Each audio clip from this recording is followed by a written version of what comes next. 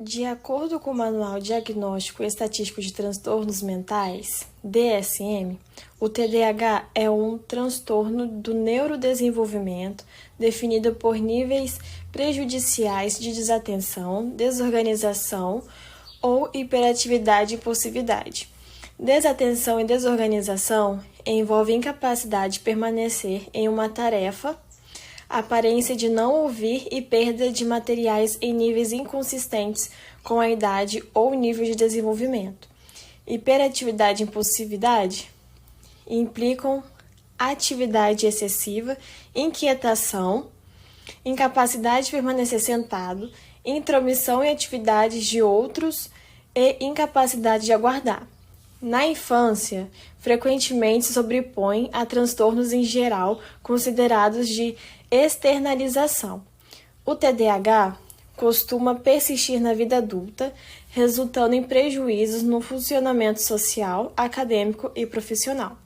No geral, esse transtorno é cerca de 2 vezes mais comum em meninos, embora os índices variam de acordo com o tipo.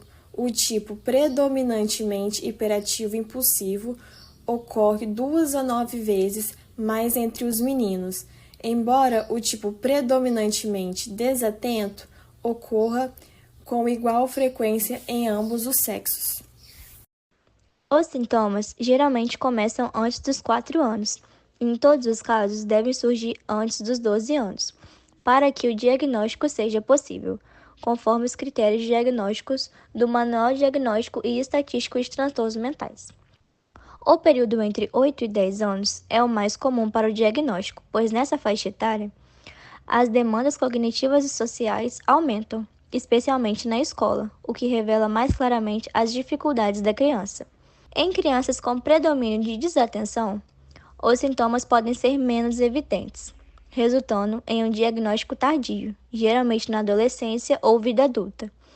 Nesses casos, a hiperatividade é menos aparente, mas a dificuldade de concentração e organização persiste. Sinais e sintomas centrais do TDAH. Desatenção.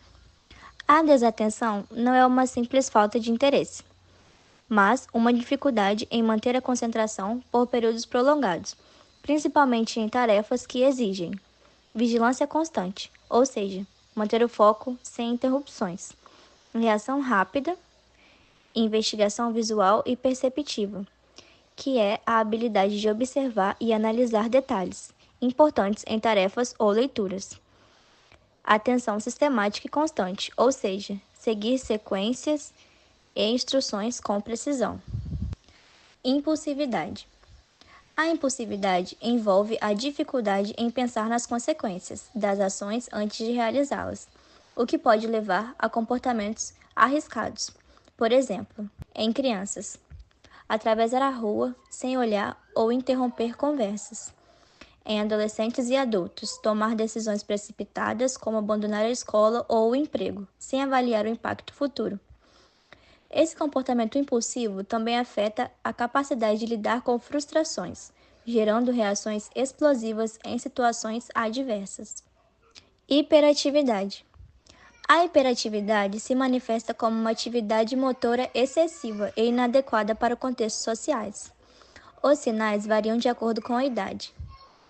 Em crianças pequenas, dificuldade em permanecer sentadas na escola, em ambientes religiosos ou em momentos que exigem calma. Elas frequentemente se levantam, correm ou mexem em objetos sem propósito. Em adolescentes e adultos, a hiperatividade pode se transformar em uma sensação interna de inquietação, dificuldade em relaxar e falar em excesso. Em idosos, a agitação pode não envolver movimentos intensos, mas se expressa em comportamento inquieto, falante ou compulsivo, que pode cansar as pessoas ao redor. Agora, vamos falar um pouco sobre as causas e os fatores de risco do TDAH. Bom, podemos frisar que ocorre de uma forma hereditária, mas nem sempre, e é passada ali pelo pai para o filho na sua genética. Né? O transtorno ele não tem uma causa única, mas é provável que seja resultado de uma combinação de fatores genéticos, ambientais, biológicos e sociais. Entretanto, pode ser por meio de uso de drogas, bebidas alcoólicas ou até mesmo a separação dos pais. Os fatores de risco podemos citar baixo peso ao nascimento, traumatismo craniano, infecção cerebral, deficiência de ferro, exposição a chumbo, exposição ao álcool, tabaco, antes ali do nascimento e substâncias ingeridas na gravidez.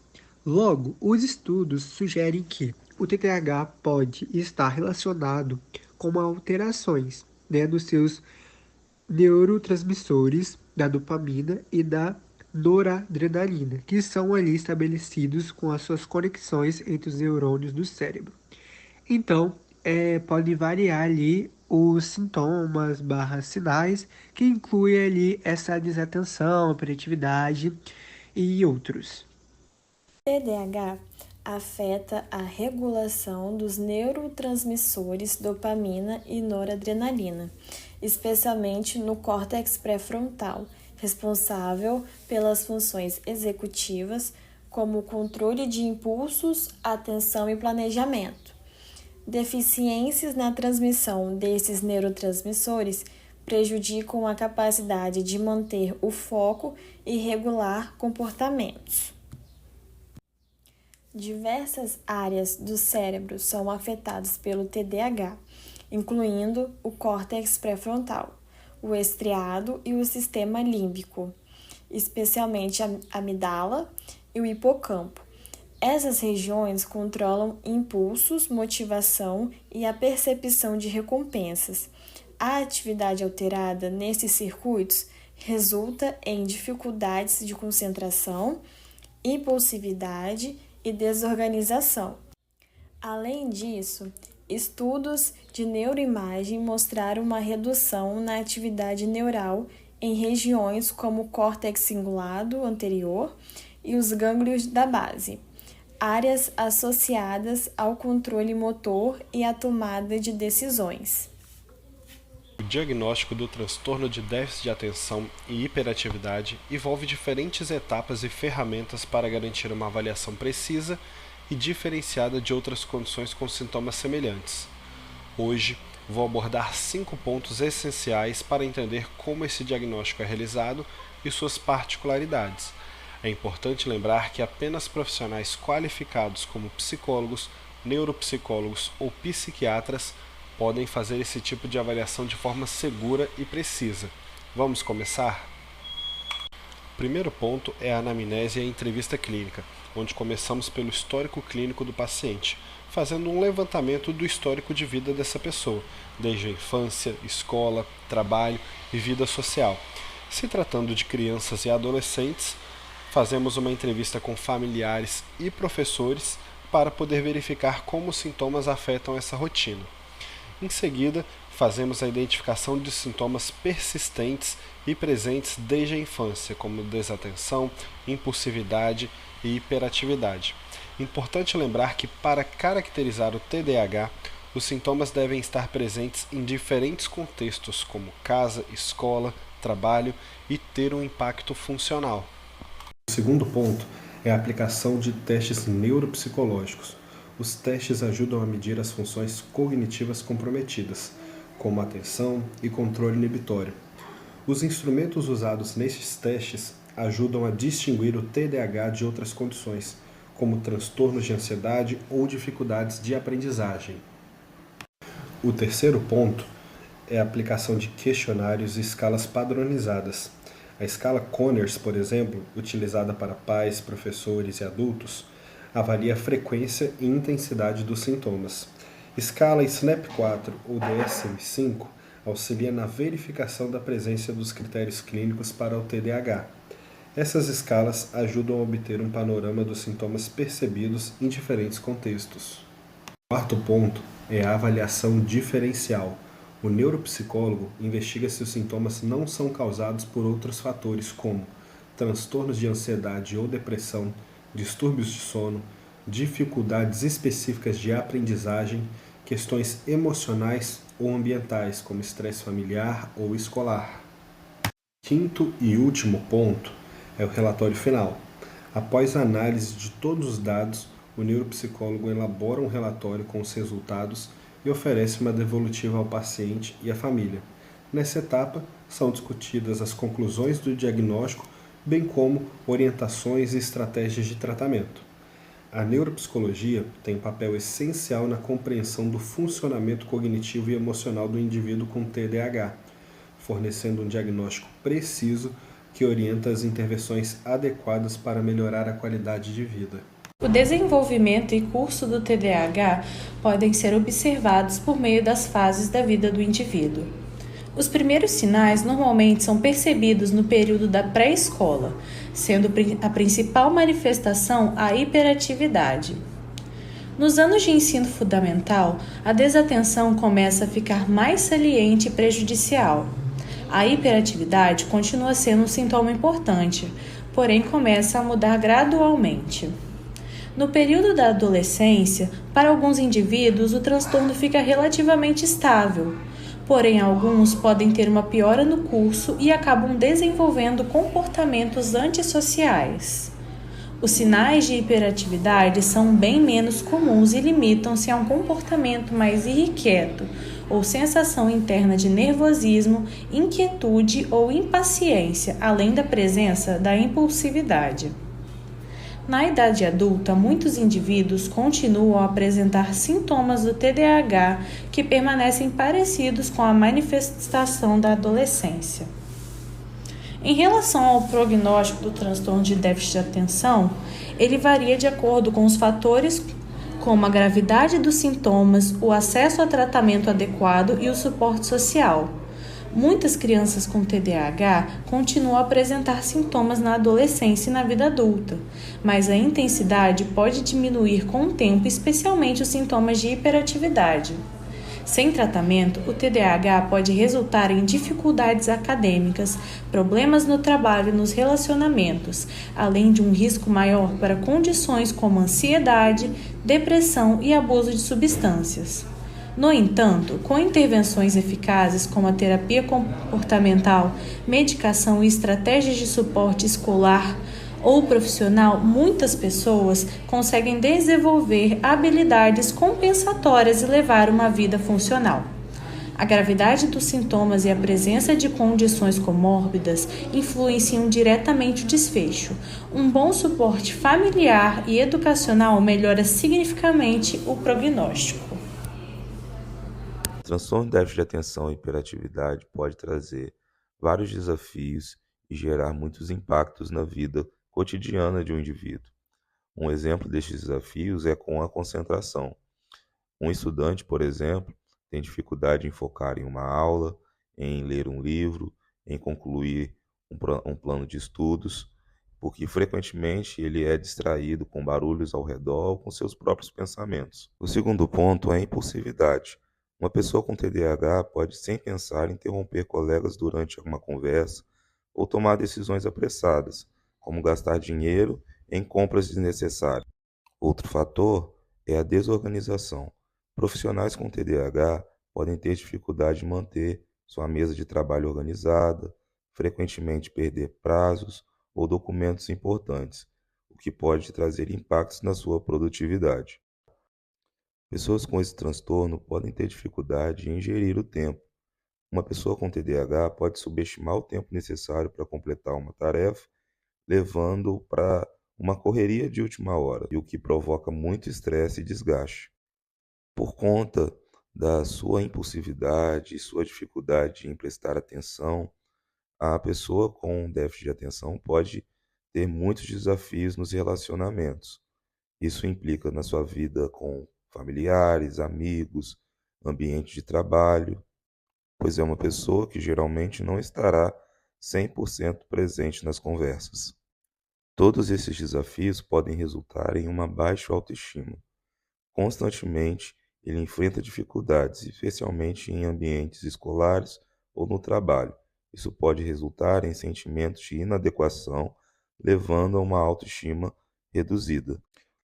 A pessoa com déficit de atenção e hiperatividade pode ter a sua vida acadêmica afetada, carreira profissional, a vida social, o bem-estar emocional e em diversas áreas, pois está o tempo todo lidando com esses desafios em todo o contexto e em todas as esferas sociais.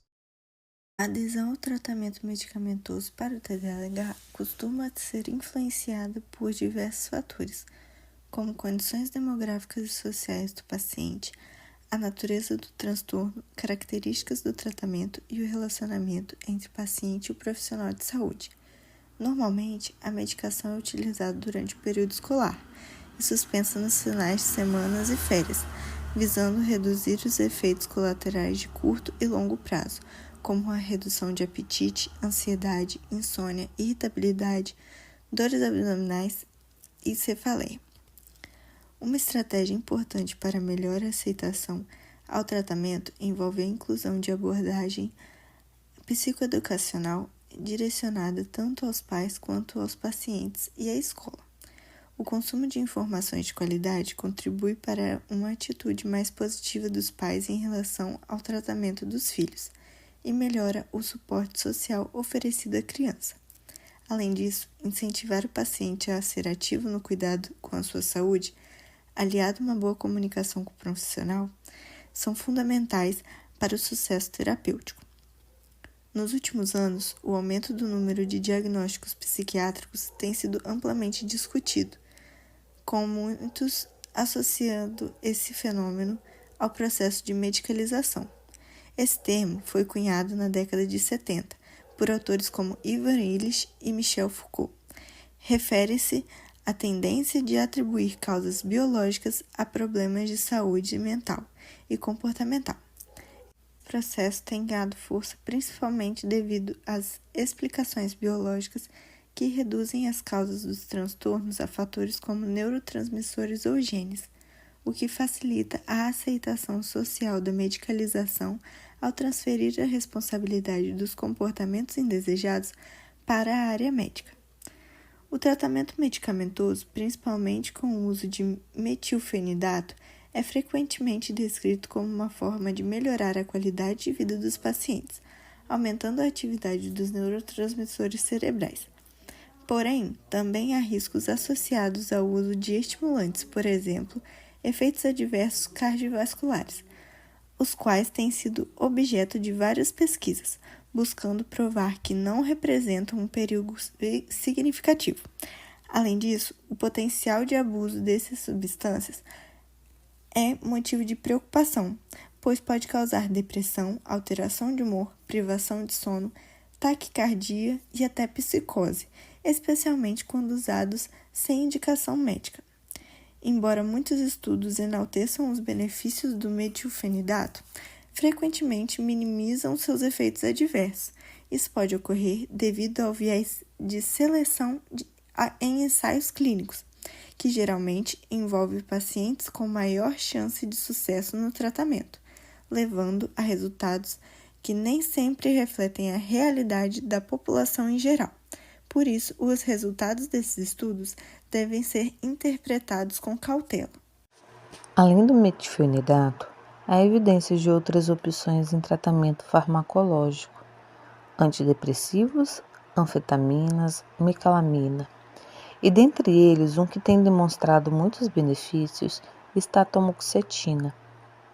A atomoxetina demonstra vantagens notáveis nas funções executivas do paciente, abrangendo aspectos como memória de trabalho, planejamento, organização e resolução de problemas, contribuindo assim para a promoção da atenção sustentada. O principal mecanismo de ação é a inibição do transportador de noradrenalina. Com isso, a atomoxetina aumenta a concentração de noradrenalina no córtex pré-frontal.